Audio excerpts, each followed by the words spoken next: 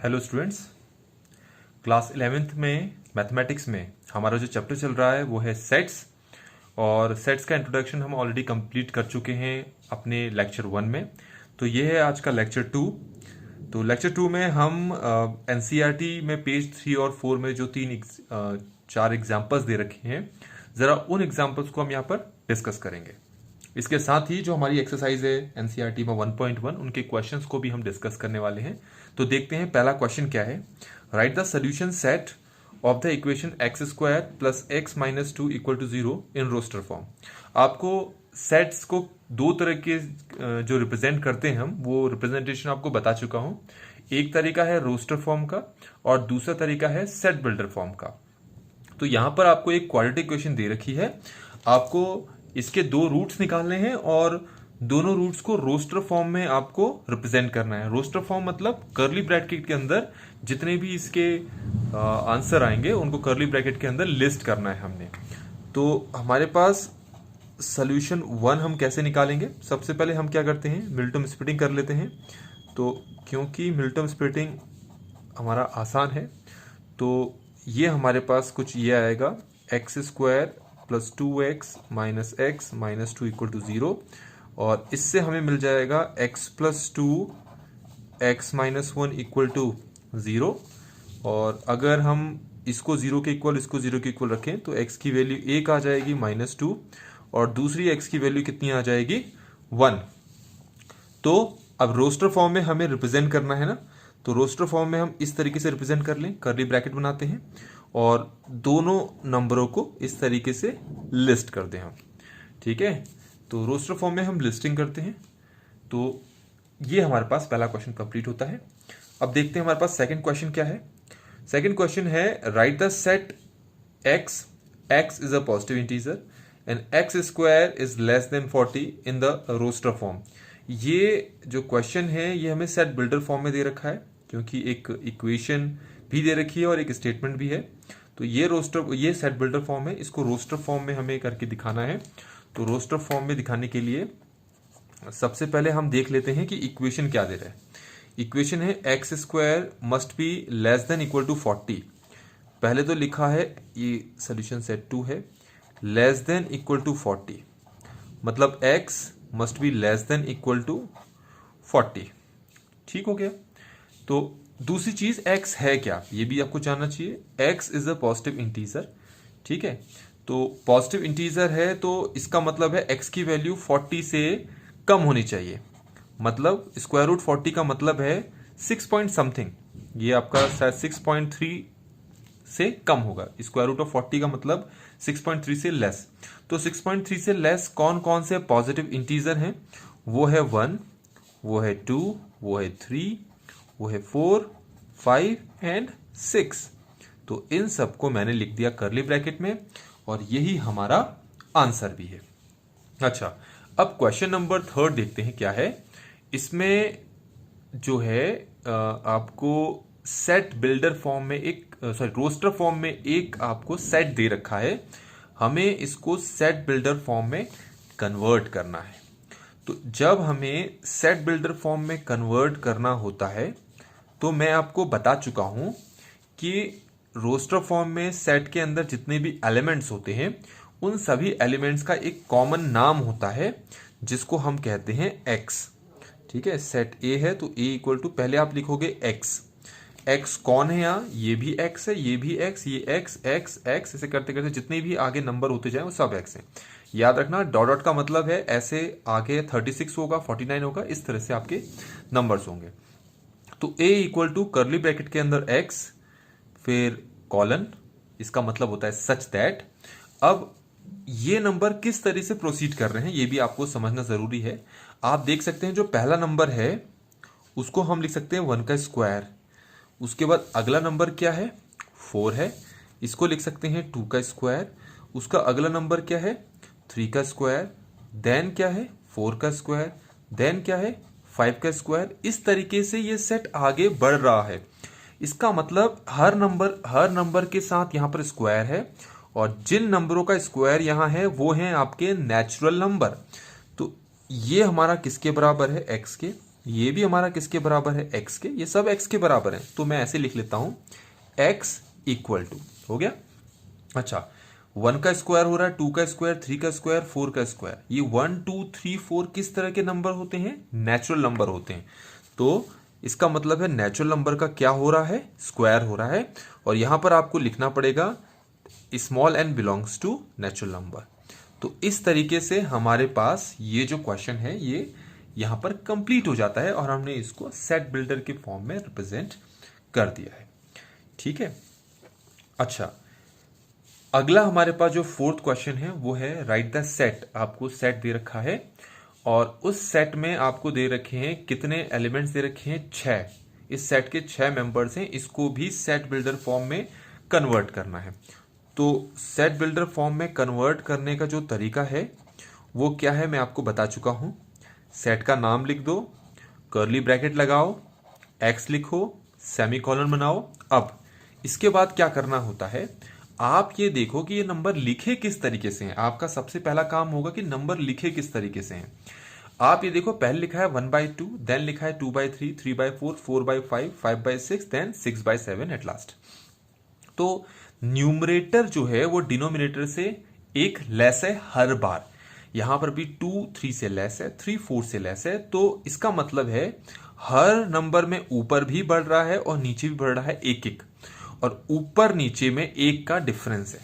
इसका मतलब ये हुआ कि मैं ये जो मेरे पास ऊपर नंबर है क्या लिखा है 1/2, अगर मैं 1 को n बोलूं, मैं 1 को n बोलूं तो नीचे वाला नंबर उससे एक क्या है, ज्यादा।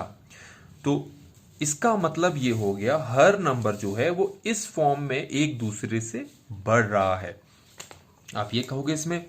तो इसका मतलब ये हो गया कि हर नंबर अगर इस फॉर्म में बन रहा है तो इसलिए इसको हम क्या नाम दे देते हैं, x दे देते हैं। हर नंबर इसी फॉर्म में बढ़ रहा है तो x इक्वल हो जाएगा आपका n/n+1।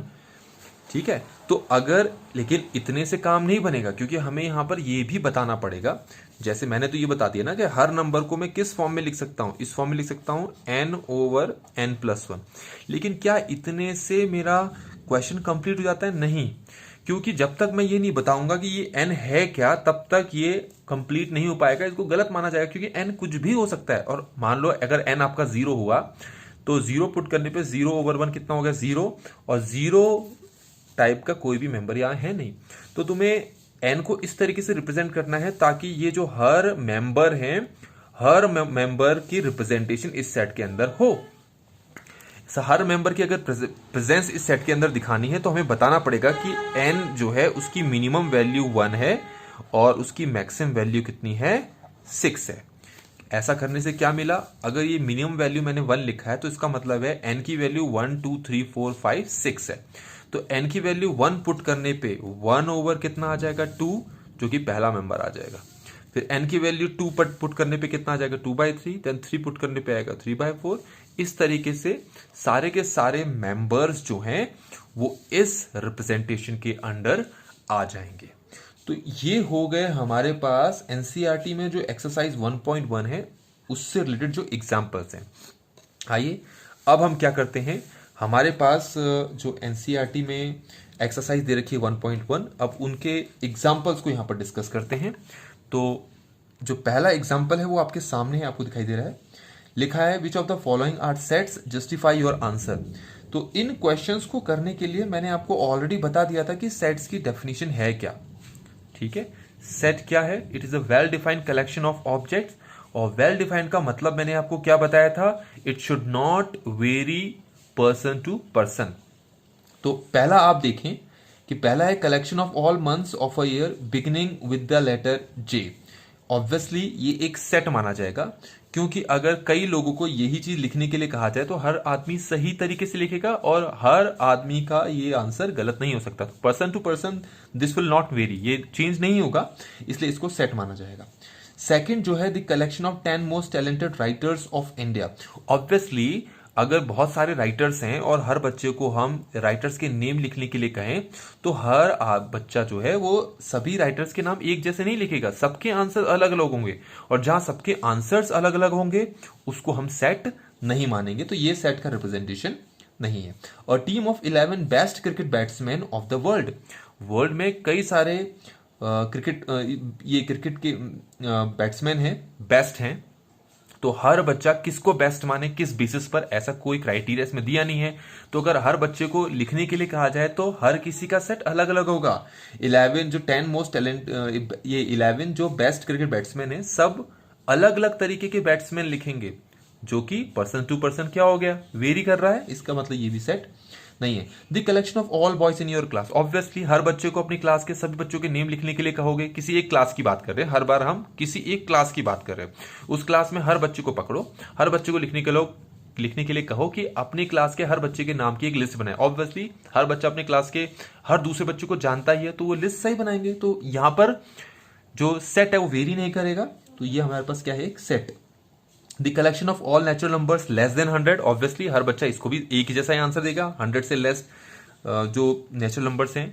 तो a collection of novels written by writer Munshi Premchand, obviously Munshi Premchand के जितने राइटर्स हैं अगर बच्चे को ऑब्वियसली पता है तो वो सारे के सारे लिख के देगा। यहां पर आंसर वेरी नहीं करेगा, मतलब अगर मुंशी प्रेमचंद का कहा है तो किसी और का नहीं लिख के देगा वो, इसलिए इसमें वेरी नहीं करेगा ये।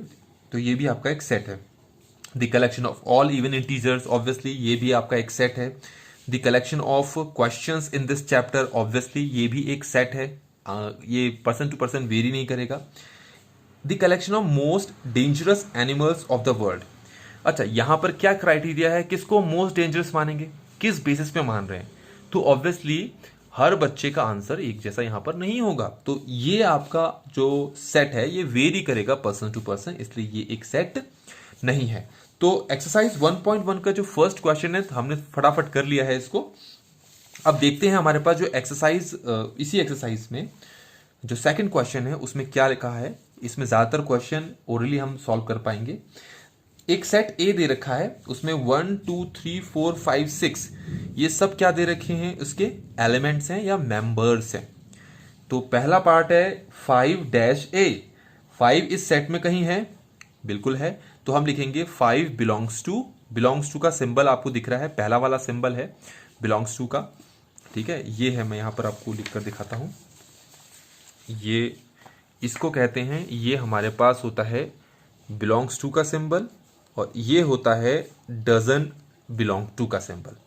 तो अगर जैसा हमारे पास पहला क्वेश्चन दिख रहा है 5, तो ऑब्वियसली उसका एलिमेंट है, उसका मेंबर है, तो ये वाला सिंबल आ जाएगा 5 बिलोंग्स टू ए। फिर 8, ऑब्वियसली 8 तो है नहीं इस सेट में, तो ये वाला सिंबल आ जाएगा 8 डजन बिलोंग टू ए। फिर 0 doesn't belong to A, 4 belongs to A, 2 belongs to A, और 10 डजन बिलोंग टू ए। तो इस तरीके से हमारे पास ये सेकंड क्वेश्चन भी कंप्लीट हो गया, सिंपल है सारे के सारे। अगला देखेंगे, अगला क्या है हमारे पास, write the following sets in roster form. अब हमारे पास ये जितने भी क्वेश्चन है इनको रोस्टर फॉर्म में लिखना है, फटाफट हम इनको लिख सकते हैं, इजी है। तो पहला हमारे पास क्या है, ए दे रखा है सेट जिसके सभी एलिमेंट्स को एक्स से रिप्रेजेंट किया जाएगा। तो इसमें ये कहा है, क्या कहा है आप देखेंगे कि ए जो है एक्स एक इंटीजर है और x की वैल्यू -3 से बड़ी है और 7 से लेस है। तो -3 से बड़ी जो होगी वो होगी -2, -1, 0, 1, 2, 3, 4, 5, 6 तक ही लिखेंगे क्योंकि 7 से लेस कहा है। अब आते हैं दूसरे में, दूसरा है सेट बी, इसको भी रोस्टर फॉर्म में रिप्रेजेंट करना है। लिखा है x एक नेचुरल नंबर है लेस देन 6, 6 से लेस कौन कौन से नेचुरल नंबर हैं, एक है 5, एक है 4, एक है 3, एक है 2, एक है 1, 0 नहीं है, तो हमारे पास सिर्फ इतने ही जो हैं वो होंगे नेचुरल नंबर्स। 3 ये है सेट सी, इसके लिए क्या कहा है, x is a 2 digit natural number such that the sum of its digit is 8। ठीक है, एक तो ये 2 डिजिट नंबर है और सम कितना होना चाहिए, 8 होना चाहिए। तो इसको जरा ऐसे समझो, स्टार्टिंग से जो 2 डिजिट नंबर हैं वो 10 से स्टार्ट होते हैं, 99 तक चलते हैं। तो 10, 11, 12, 13, 14, यहां पर जो पहला नंबर जिसमें सम आपका 8 हो सकता है वो होगा 1, 7, 17। इन दोनों डिजिट्स का सम कितना है 8। फिर अगला होगा हमारा 2 6, यहाँ भी 8 है। अगला होगा 3 5, ये भी 35 लिखना है, 3,5 लिख दिया। फिर है 44, देन है 53, फिर है 62, फिर है 71 और लास्ट में हमारे पास क्या है 80। और तो कुछ नहीं है क्योंकि फिर 81 करोगे उसके आगे पॉसिबल है नहीं, तो ये हमारे पास सेट बन गया है। Fourth, x is a prime number which is divisor of 60। 60 के डिवाइजर हमें ढूंढने हैं, तो 60 के जो डिवाइजर होंगे वो कौन कौन होंगे वो हम आराम से चेक कर सकते हैं। और ध्यान रखना यहाँ पर हमें प्राइम नंबर का है, तो ऐसे चेक कर लेते हैं। 2 30 2 2 15 3 5, तो 60 को हम ऐसे लिख सकते हैं 2 × 2 × 3 × 5। तो आप देख सकते हैं ये सारे के सारे क्या हैं, प्राइम नंबर से है ना, 2 3 5 प्राइम नंबर से। तो हमारे पास जो डी सेट है उसका रोस्टर फॉर्म में कैसे लिखेंगे, 2, 3, 5, 2। अगर मैं 2 को यहाँ रिपीट भी कर दूं फर्क तो कुछ नहीं पड़ेगा, लेकिन अगर आपसे पूछा जाए कितने मेंबर्स हैं तो आप 3 मेंबर्स ही बोलोगे, क्योंकि आपने रिपीट कर रखा हो उससे कोई फर्क नहीं पड़ता। तो इसको आप ऐसे ही लिखो 2 3 5। तो इस तरीके से ये भी हो गया, फोर्थ क्वेश्चन हो गया।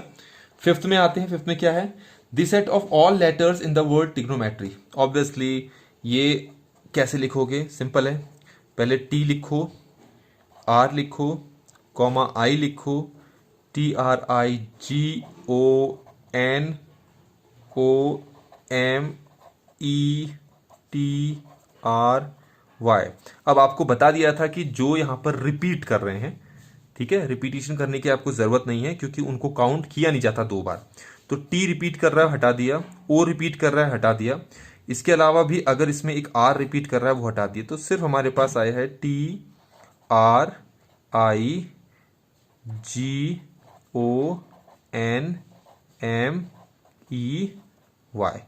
तो इतने मेंबर्स हैं इस ई सेट के अंदर। सिक्स्थ क्या है हमारे पास, the set of all letters in the word better. F लिखेंगे हम, B comma E comma T, T comma E comma R. तो यहां पर जो डबल बार है उसको काट दो, तो हमारे पास सिर्फ यहां पर क्या बन गया, बी टी ई आर। तो इस तरीके से हमारे पास ये जो है सेट बन चुका है। तो ये क्वेश्चन बच्चों यहां पर कंप्लीट हो चुका है। अब हमारे पास अगला क्या है, अब क्वेश्चन नंबर 4 है हमारे पास। अब क्वेश्चन नंबर 4 में क्या करना है, जो आपके सामने दिख रहा होगा, इस क्वेश्चन नंबर 4 में आपको जो सेट दे रखे हैं उनको सेट बिल्डर फॉर्म में कन्वर्ट करना है। ये रोस्टर फॉर्म में हमें दे रखे हैं। तो पहला क्वेश्चन देखते हैं, पहला क्वेश्चन में क्या दे रखा है, ये दे रखा है 3, 6, 9, 12। तो अब इसको हम किस तरीके से कन्वर्ट कर सकते हैं, तरीका आसान है, आप देख सकते हो ये 3 के मल्टीपल हैं। तो कितने मल्टीपल हैं, 4 मल्टीपल हैं। तो सेट बिल्डर फॉर्म में रिप्रेजेंट करने का हमारे पास जो तरीका होता है, तो सबसे पहले हम लिख लेते हैं, कर्ली ब्रैकेट लगाते हैं, लिखते हैं x, फिर कॉलन लिखेंगे। अब इसके बाद ये भी x है, ये सभी x हैं, तो हम लिखेंगे x इक्वल टू, इसको भी लिखेंगे, इसको भी, इसको भी, इसको भी, लेकिन कॉमा करके लिख नहीं सकते। तो इन सब के लिए एक कॉमन चीज लिखनी पड़ेगी क्योंकि ये सब 3 के मल्टीपल्स हैं। तो मैं 3n 3y कुछ भी लिख सकता हूं। मैं लिख लेता हूं 3n, और n यहां पर जो है वो 1 से ग्रेटर है और लेस देन इक्वल टू है 4। तो इस तरीके से हमारा रिप्रेजेंटेशन हो गया, ठीक है। तो जो आपके पास सेट दे रखा है वो किस तरीके से प्रोसीड कर रहा है वो इंपॉर्टेंट है, वो पता लग जाएगा तो आपके लिए सेट बिल्डर फॉर्म में कन्वर्ट करना भी आसान हो जाएगा। अब हमारे पास ये जो बी पार्ट है उसको देखते हैं जरा। बी पार्ट में दे रखा है 2, 4, 8, 16, 32। अब आप यहां पर देख सकते हैं कि ये जो हर नंबर है, मैं पहले उसको ऐसे लिखकर दिखाता हूं। कैसे, यह है 2 की पावर 1, यह है 2 की पावर 2, यह है 2 की पावर 3, यह है 2 की power 4 and then it is 2 की पावर 5। ठीक हो गया। तो सेट बिल्डर फॉर्म में दिखाने के लिए सबसे पहले हम लिखेंगे x, देन कॉलन, मतलब सच दैट इस सब को x बोलते हैं। तो इसका मतलब हम लिखेंगे x इक्वल टू, क्योंकि सबके साथ यहाँ पर 2 है तो यहाँ पर भी 2 होगा, और जो पावर में नंबर है वो वेरी कर रहा है, तो इसीलिए पावर में नंबर वेरी कर रहा है, तो इसीलिए हम पावर में यहाँ लिख लेते हैं n, और यहाँ पर हम n को रिप्रेजेंट करेंगे कि n क्या है। तो हम लिखेंगे n is greater than equal to 1 less than equal to 5। तो इस तरीके से हमारे पास ये बी पार्ट भी यहाँ पर कंप्लीट हो जाता है। अब देखते हैं हमारे पास सी पार्ट में क्या रखा है। सी में आपको दे रखा है 5, 25, 125, देन 625। इसको भी ऊपर वाले की तरह करेंगे। पहले देखते हैं इसको कैसे लिखेंगे। ये है 5 स्क्वायर, 5 क्यूब, 5 की पावर 4। तो लिखने का तरीका क्या होगा आपको बता रखा है। पहले आप लिखेंगे x such that x equal to, क्योंकि सब ये 5 की पावर 1 होगा, है ना, सभी 5 की पावर्स में है तो यहां पर भी 5 की पावर होगा, और पावर्स आपकी वेरी कर रहे हैं तो लिख लो n, और कॉमा करके यहां n को बता दो कि n क्या है। n greater than equal to 1 less than equal to 4। तो इस तरीके से हमारे पास ये सी पार्ट भी यहां पर कंप्लीट हो जाता है। अब हम देखते हैं अपना डी पार्ट। इसमें डी पार्ट में हमारे पास है, ध्यान रखना ये क्वेश्चन नंबर जो 4 है उसका डी पार्ट हम कर रहे हैं, मतलब फोर्थ पार्ट। ये लिखा है 2, 4, 6 डॉट डॉट डॉट, इस तरीके से आगे बढ़ रहा है। इसमें डॉट का मतलब ये हुआ ये चलते जाएगा, कहीं फिनिश नहीं होगा। अब देख सकते हैं कि ये जो नंबर्स हैं ये 2 के मल्टीपल्स हैं। तो अगर 2 के मल्टीपल्स हैं तो रिप्रेजेंट करने का तरीका भी आसान है, क्योंकि ऊपर हम एक क्वेश्चन इस टाइप का कर चुके हैं जिसमें 3 का मल्टीपल है। तो पहले बनाएंगे कर्ली ब्रैकेट, लिखेंगे x, क्योंकि हर नंबर को x नाम दिया गया है, और अगर इसको x नाम दिया है तो ये आपका x के बराबर होगा। तो ये है 2 1 2 2 2 4। 2 के मल्टीपल को हम लिखते हैं 2n। अब n की जगह 1 होगा तो ये आ जाएगा, 2 होगा तो ये आएगा, 3 होगा तो ये आएगा। क्योंकि यहां पर आपके पास कोई फिक्स्ड नंबर्स नहीं है, लिस्ट नहीं है, तो आप या तो लिख लो कि n is a natural number, ऐसे भी लिख सकते हो n is greater than equal to 1। दोनों में से जो लिखना चाहो। इस तरीके से ये आपका बन चुका है सेट बिल्डर फॉर्म। अब लास्ट क्वेश्चन देखते हैं। लास्ट क्वेश्चन मतलब इसका फिफ्थ पार्ट, ई पार्ट। उसमें दे रखा है पहले 1, देन 4, देन 9, फिर 16, फिर ऐसे करते करते लास्ट में 100। तो इसमें लिमिट दे रखी है, तो कैसे करेंगे। सभी का नाम x है, और इनको लिख कैसे सकते हैं पहले तो ये देखते हैं हम। इसको लिखेंगे 1 का स्क्वायर, फिर 4 को लिखेंगे 2 का स्क्वायर, 9 को लिखेंगे 3 का स्क्वायर, फिर 16 हो जाएगा आपका 4 का स्क्वायर। ऐसे करते करते लास्ट में 10 का स्क्वायर होगा। तो इस बार आप देख सकते हैं जो बेस में नंबर्स हैं ये वेरी कर रहे हैं, लेकिन पावर्स क्या है, सेम है।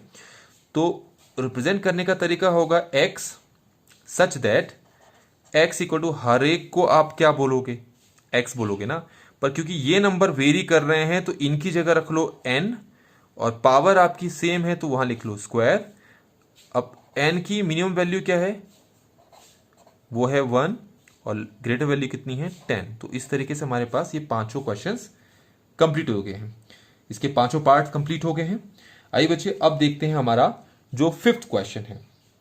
फिफ्थ क्वेश्चन में आपको सभी जितने भी ये पार्ट्स दे रखे हैं ये सभी के सभी आपके सेट बिल्डर फॉर्म है, और इनको आपको रोस्टर फॉर्म में कंप्लीट करना है।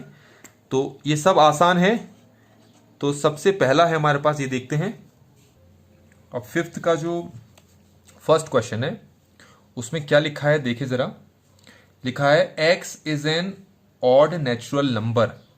ऑड नेचुरल नंबर तो ऑड होना चाहिए। ऑड होते हैं आपके पास 1, 3, 5, 7 ऐसे करते करते, और नेचुरल नंबर का है तो नेचुरल नंबर 1 से स्टार्ट होते हैं।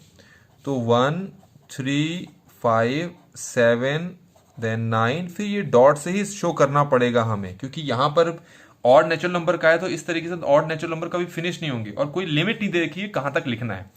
तो हमारे पास पहला पार्ट हो गया है। दूसरा पार्ट में क्या कहा है, उसमें कहा है x such that x is an integer, और x की वैल्यू -1/2 से 9/2 के बीच में दे रखी है। तो पहले आप ये देख लें कि x को दे रखा है -1/2 से ग्रेटर और 9/2 से स्मॉलर, तो 1/2 का मतलब होता है 0.5 और 9/2 का मतलब होता है 4.5 और हमें निकालना है इनके बीच के इंटीजर्स। तो -0.5 और 4.5 के बीच में जो इंटीजर्स हैं वो होंगे आपके 0, 1, 2, 3 देन 4। तो ये हमारे पास इसका आंसर आ गया। अच्छा, अगला है c equal to x is an integer. ठीक है, सी पार्ट में आपको जो इक्वेशन दे रखी है वो दे रखी है x² is less than equal to 4। तो x² is less than equal to 4 को हम सॉल्व कैसे करने वाले हैं? अब ये याद रखना, ये आपके पास इंटीजर हैं, तो हमारे पास जो इंटीजर होते हैं वो होते हैं आपके 0, -1, 1, -2, 2, -3, 3। अब देखें, सॉल्व भी हम कर सकते हैं, पर यहां सॉल्व करके नहीं दिखा रहा हूं, आपको सिर्फ ऐसे समझा देता हूं। x² less than equal to 4 का मतलब होता है x is greater than -2, x is less than equal to 2। लेकिन अभी के लिए इस चीज को मैं नहीं समझा रहा हूं। आप ये देखें कि 0 पुट करूंगा तो क्या ये कंडीशन सेटिस्फाई करेगी? करेगी। इसको पुट करूंगा तो भी कंडीशन सेटिस्फाई करेगी, इस पर भी करेगी। -2 को इसमें पुट करूंगा तो -2 का स्क्वायर 4 होता है, तो 4 less than equal to 4, that is true. अगर सिर्फ लेस देन लिखा होता तो वो गलत होता, इक्वल टू भी कहा है। ऐसे ही 2 पुट करूंगा तो 2² 4 less than equal to 4, that is true. तो हमारे पास जो सेट बन गया वो बना -2, -1, 0, 1, 2। तो इस तरीके से हमारे पास ये चीज कंप्लीट हो गई है। अच्छा, इसके बाद आपको कहा है x is the letter in the word loyal. तो D हमारे पास है LOYAL। देखा जाए तो हमारे पास सेट इस तरीके से बनना चाहिए, पर इसमें L रिपीट हो रहा है तो एक L हटा दो, तो जो आपके पास सेट एक्चुअल बनेगा वो कुछ ऐसा बनेगा। अच्छा, E X is a month of a year not having 31 days. तो जिसमें 31 डेज नहीं है, ऑब्वियसली सभी मंथ, जो कुछ मंथ्स ऐसे हैं उनको आप छोड़ दो। जैसे आपके पास जनवरी में 31 है, तो इसमें आपको जनवरी इंक्लूड नहीं करना है। इसमें क्या है ना, जिसमें 31 डेज नहीं है उनका सेट बनाओ।